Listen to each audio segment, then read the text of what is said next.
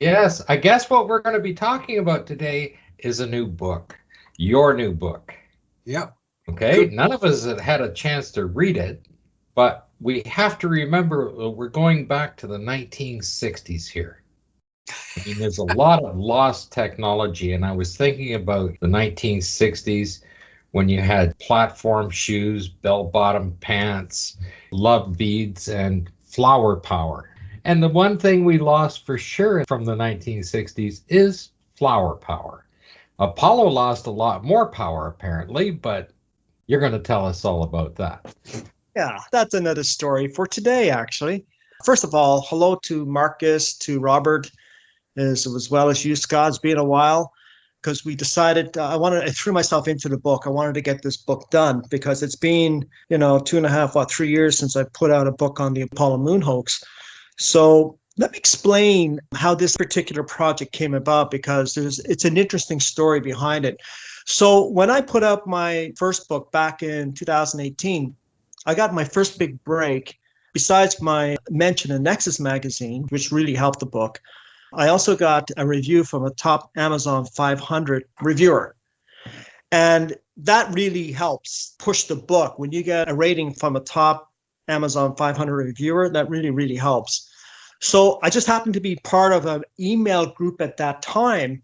And I mentioned the review, and somebody in the group says, "Oh, I know her. Her name is Robin." And I said, "Well, can you thank her for the review?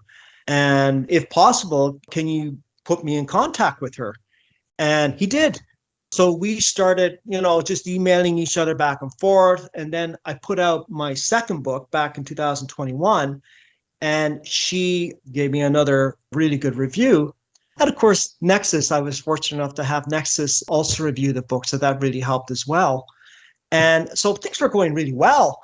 And so then we started developing an online sort of relationship, and it developed into a friendship. I actually had introduced Marcus to her several months ago. We did a video together, and she approached me about a year ago and asked me if I would be interested in writing a fictional book on the Apollo moon mission hoax. And I said, "Well, I don't know about that. It's hard enough writing a nonfiction book. And I've gotten so used to that because, there's no characters involved. You're not developing characters, and a lot more skill when it comes into writing a fiction book." So I said to her, I said, "Well, let me think about it. It's an intriguing idea, and let me think about it." So what I did was I ordered one of her books. She's written several books, and she's also an accomplished musician too, very talented. So I read one of her books. It was actually designed for 14-year-olds to 18-year-olds. It was a conspiracy book, interesting enough, but geared towards that young age group. So not really my cup of tea, but nonetheless, I read the book and actually enjoyed it. I think more so because I liked her writing style. So I said to her, I said, "Okay, but I don't have any experience writing fiction. So you're going to have to really help me with this." And even not knowing how to write fiction, I can tell that there's quite amount of skill involved. So she came up with the idea that, okay, so why don't we write the book? She'll write the narrative, and then the narrative is written around a journal that the astronaut, the first man to walk on the moon, left after he died. And before he died, he said, "You have to read my journal. You have to find my journal and read it." None of it happened. And that's how the book starts. None of it happens. So the grandson, he's on a hunt to find this journal. He thought his grandfather, when his grandfather, the astronaut, when he died, he was just hallucinating. But he actually took him seriously with the journal part. He said, "I have to find this journal." And he does. And the story goes from there. Now, I sent a first draft to Marcus, and I got some really good feedback on the draft. And it was a little bit geared too much to young people. And I agreed. I needed to talk to Robin and get the maturity level of that book up to where we are. So we got the maturity level up, the age level up. So the youngest person, the grandson, is 24 years old. He's the youngest person in the book. The rest are, involved adults, military generals, some very nefarious characters. And that's how it's structured around the journal. And the journal is interspersed throughout the book. They find the journal and they start reading it. But while they're reading it, they're being chased and they're being hunted down because this journal is a threat to some very powerful forces in the world who control the world. And if this journal gets out, it's going to start a domino effect and in terms of destroying their power base. So we go from 1969, from the first landing on the moon, up to present day, up to 2022, 2023. So we have a lot, how shall I say it, a lot of rabbit holes to go down. I actually wrote the journal part. Robin wrote the narrative around the journal. And so every time you see a chapter with a journal, that's me. And I had to develop a dialogue in a journal between two characters, a mysterious character who you'll find out in the book, and of course, the astronaut, the first astronaut to land on the moon, which I called Andrew McNair. Actually, Robin gave him that name. We use fictitious names. I started off writing the real names, Neil Armstrong, Buzz Aldrin, so on and so forth. We got some advice, and because of some possible legal ramifications of doing that, because it is a fiction book, we decided to change the names. We kept the Apollo missions. We kept historical figures like President Kennedy, because he was the one who launched this whole program. So we kept that because I have read books, actually fictional accounts of President Kennedy. So it's okay to keep the historical figures in there. But we didn't want to get into some, legal murky ground here in terms of any, conflict. So we changed the names, but we used everything else is the same, like Apollo 11, all the Apollo missions, so people will know that we're talking about. I decided to keep NASA in there, to keep the name Apollo missions in there. Pure fiction, then. It is pure fiction. You're using Apollos, that's pure fiction. NASA has been writing fiction for how long now? Yeah, well, that's true. The great thing about this is, though, with writing fiction, we actually, of course, it's based on everything I've written in my first two books. So it's fiction based on truth. And that's how we're kind of selling it. And the great thing about writing fiction is that it gives you a lot of latitude to explore things that you normally couldn't in a nonfiction book, because people are going to say, well, we want sources. But this gave us a lot of latitude to use some speculation. So I got into the real meat. I not only talk about the missions being faked, I write about how they were faked and the impact that it had on the first man to land on the moon, and the impact that it had on his family, and the impact that it had, and the reasons why it was faked, or some of the reasons why it was faked, which leads down into some other rabbit holes. So we get into everything in this book. We get into the Kennedy assassination. We get into the conspiracy with the music industry, everything. And so what we did was we left the book open at the end, because we are leaning out towards writing a part two. So that's basically the nexus of how it all started. When you were talking there, it was reminding me, we did a little bit of a video on the 1962 movie, First Men in the Moon. The movie goes back in time in British history when they actually left the documents on the moon. If you recall that, the graphics were very well done in that movie. Yeah, but I haven't seen that, but I know of it. It's very interesting. When I was writing the book, it's just halfway through writing it, and it went through a couple of rewrites, because we needed to get some other things going and get it right. But it enabled me to put my mind in the character of Neil Armstrong, the first man to walk on the moon, supposedly, right? And it really gave me a chance to sort of maybe pontificate about maybe what he was going through. He's demonized by us sometimes, and I'm thinking that maybe he was forced into, I know, Marcus, you've alluded to this yourself several times, how maybe he was inadvertently forced into it. He got himself into a situation. He realized he was too deep. He couldn't get out of it. He saw what was happening around him. He saw what happened to the Apollo 1 crew.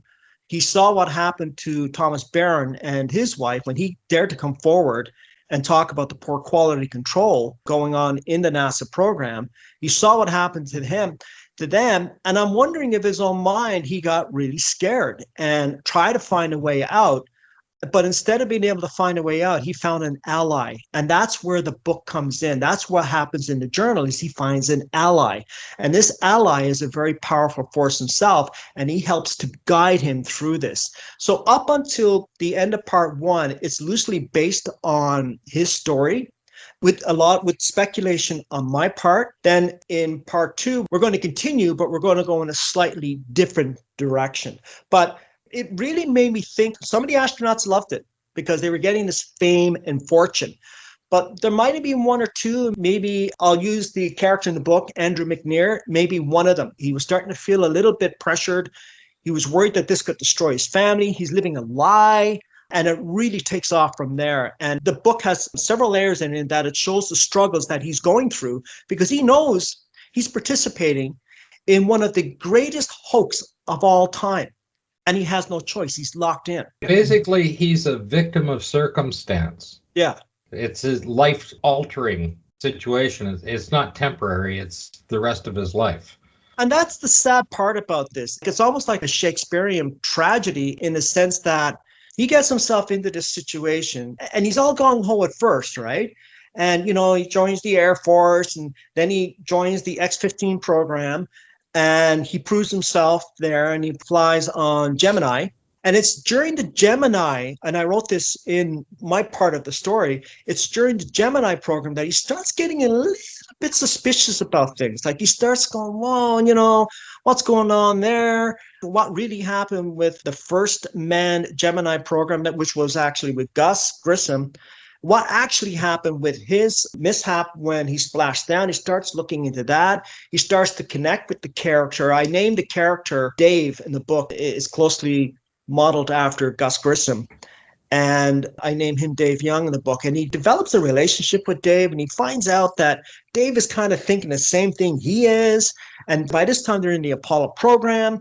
And it's in that they start to realize that things are not going right here. Things are not going according to plan. Maybe there's something else going on here. And they start to notice that the technology is constantly breaking down. It's not performing the way NASA is selling it to the public. And even they themselves are kept in the dark until the very last minute, when there's a top security level meeting that NASA calls, and then they inform all the astronauts what's really going on, and it goes from there. It sounds a very good synopsis of the book in how people who are, like, let's call him his real name, Armstrong was a very, very good pilot. He was a test pilot, and he was very good. And he did save, was it Gemini 8, I think it was? They started the spinning, and he was able to control it and get the craft back. Gus Grissom's, it was his Mercury flight which he crashed, not the Gemini flight, because Gus Grissom didn't fly on the Gemini flights. So I think what you're doing is introducing a very good idea that an honorable man, and Armstrong was an honorable man, was trapped in circumstances he couldn't control, and he just had to go along with it. And he didn't want to go along with it. There's the famous mission on Apollo 11. Armstrong's photograph does not appear, certainly not recognizably as such. And it took many, many years for somebody to come up with the idea that he was photographed in one of the panoramas, and we see his back view. That's the only time we see it. So he was not cooperating as you would expect somebody to do, given that he was a senior NASA astronaut at the time. He was invited to join the Apollo program.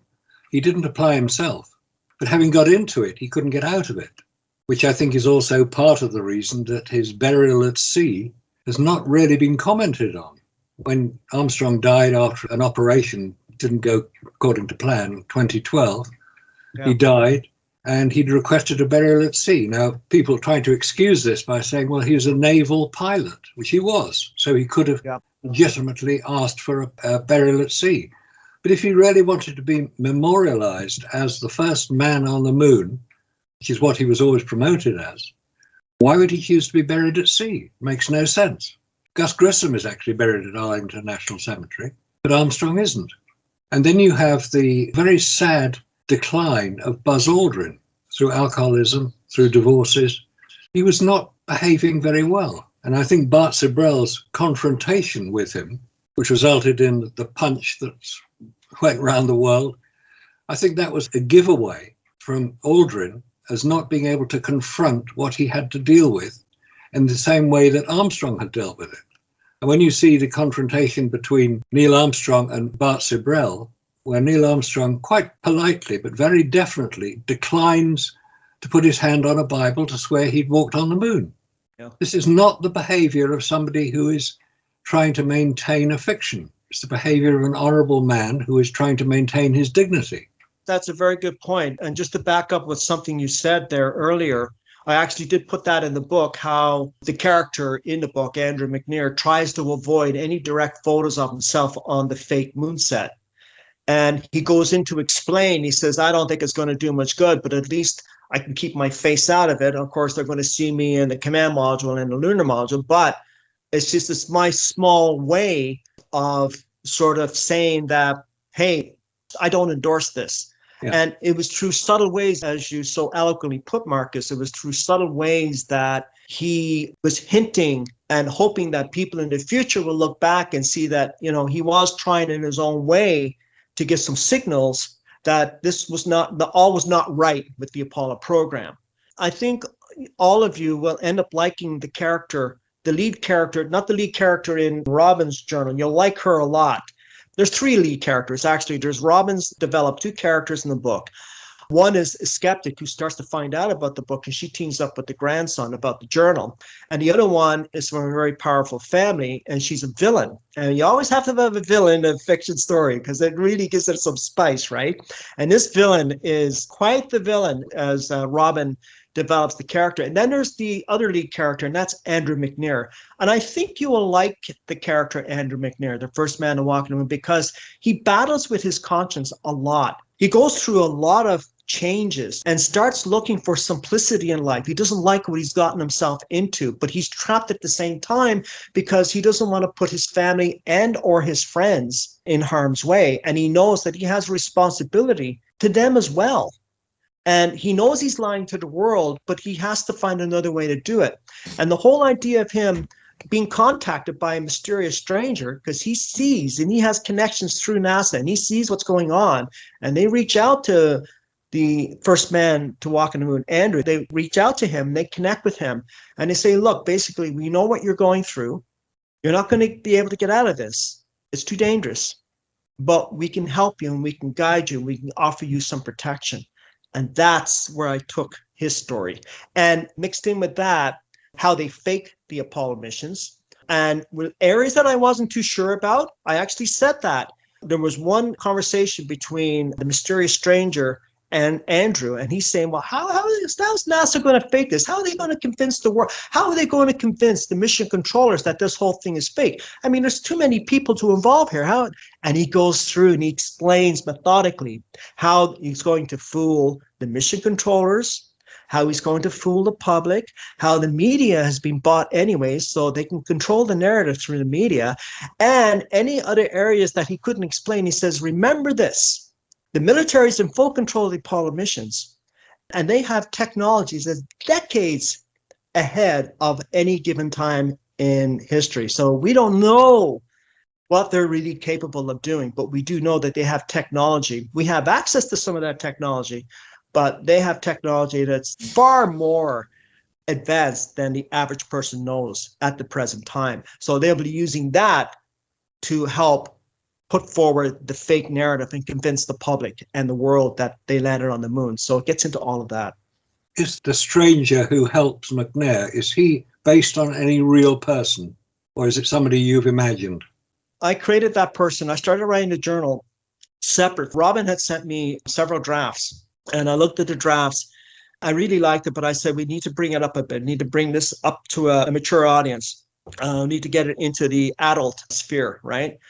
And so I had to find a way to start off the narrative. And what I did is I developed the other mysterious character. I give him a name, which you'll see in the book. He's actually being part of what I label a collective. And they had been actually aware of what's going on about a decade before the Apollo missions were even discussed. So he was involved in countering some nefarious activities that he saw happening in the United States in the early 1950s, and that he was starting to get involved in a lot of this. And of course, when he saw the Apollo program, he knew right away, the collective knew right away that this was a psyops. And so they had actually reached out to Dave Young. Dave Young is the character I modeled after Gus Grissom, but that didn't go well for Dave Young. And then they reached out to and connected with Andrew McNair, who, of course, I modeled after Neil Armstrong. And so that relationship really flourishes between the mysterious stranger and Andrew, and he helps get him through the Apollo program. I thought it was a very poignant scene in the journal when at the end, and Andrew says, the mysterious stranger says, "You've convinced the world. Everyone thinks you've landed on the moon." Introspection, when he says, "You mean I lied to the world? You mean I participated in the greatest hoax on mankind? That's what you're really saying to me." And the mysterious stranger says to him, he says, "I know this is not easy for you, but as I said to you before, this is going to come out. This is why we've connected with you. We connected with you because we're going to help you get this out. It's not going to happen today. It's not going to happen tomorrow."